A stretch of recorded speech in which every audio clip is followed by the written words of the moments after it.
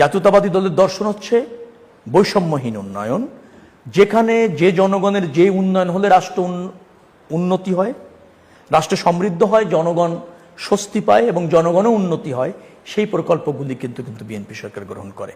ভাঙা কুয়াকাটার কথা যেটা বলছেন, ভাঙা বরিশাল, সেই প্রকল্পের কথা আমি আপনাকে বলেছি আমরা নিয়েছি। বাজেটে যারা দেখতে পারেনি তারা মনে হয় কোনো একটা জায়গায় ভুল করছেন। বাজেটে সব উন্নয়ন প্রকল্প উল্লেখ থাকে না। বিশেষ করে বাজেটে জিওবি ফান্ড থেকে যে সমস্ত প্রকল্প হয় তার উল্লেখ থাকে।